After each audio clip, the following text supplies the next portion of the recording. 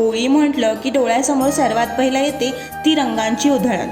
होळीची कथा आणि महाराष्ट्रात कशा प्रकारे ती साजरी होते हे आज आपण जाणून घेणार आहोत। नमस्कार, रितम मराठीमध्ये आपले स्वागत आहे।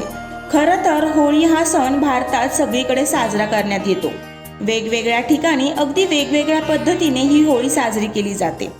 होळीचा सण आला, चल नाचूया असं म्हणत आपण सगळेच होळी आणि धुलवडीच्या रंगामध्ये न्हाऊन निघतो। होळीची पूजा, दुसऱ्या दिवशीची धुळवड आणि खरं तर अजूनही गावाकडे जपली जाणारी परंपरा म्हणजे अर्थातच 5 दिवसांनी म्हणजे पंचमीला साजरी होणारी रंगपंचमी।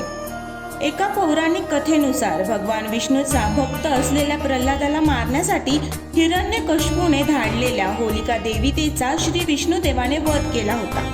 होलिकेला वर होता की तिला अग्नी जाळू शकणार नाही, परंतु प्रल्हादाला जाळण्यासाठी तिने त्याला मांडीवर घेऊन अग्निकुंडात प्रवेश केला।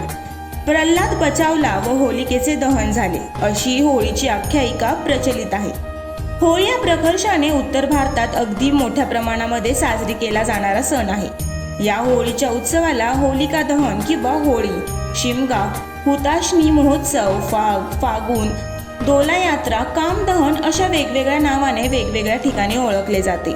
फाल्गुन महिन्याच्या शेवटी साजरी होणाऱ्या या लोक उत्सवाला फाल्गुनोत्सव आणि दुसऱ्या दिवशी सुरू होणाऱ्या वसंत ऋतूच्या आगमनानिमित्त वसंतोत्सव किंवा वसंतगामोत्सव असेही म्हणतात। महाराष्ट्रामध्ये होळीच्या दिवशी लाकडे मंत्र उच्चारासह दहन करण्यात येतात आणि पेटलेल्या होळीभोवती आलेले संकट दूर हो यासाठी बोंबा मारत फिरण्याची पद्धत आहे।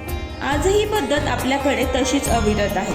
अनेक जण होळीच्या शुभेच्छा या दिवशी देत असतात। महाराष्ट्रामध्ये घराघरामध्ये पुरणपोळीचा नैवेद्य दाखवला जातो। तर ह्या दिवशी होळीला नारळ अर्पण करून आपल्यावर कोणतेही संकट न येऊ यासाठी प्रार्थनाही केली जाते। होळीनंतर 5 दिवसांनी रंगपंचमी हा सण साजरा केला जातो। होळीच्या दुसऱ्या दिवशी धुलिवंदनाचा सण साजरा केला जातो, त्याला धुळवड असे म्हणतात। त्यामध्ये झाडांची सुकलेली पाने गळून सृष्टीला नवी फुले येतात, त्यामुळे निसर्गातही रंगांची उधळण होते। एकमेकांना रंग लावत आनंद साजरा करत भांग पिण्याची ही पद्धत काही ठिकाणी अजूनही आहे। तर तुम्हाला आजचा हा होळी स्पेशल व्हिडिओ कसा वाटला हे आम्हाला कमेंटमध्ये नक्की कळवा। अशाच वेगवेगळ्या विषयांवरची माहिती जाणून घेण्यासाठी रितम मराठी या यूट्यूब चॅनलला लाईक, शेअर आणि सबस्क्राईब करायला विसरू नका। धन्यवाद।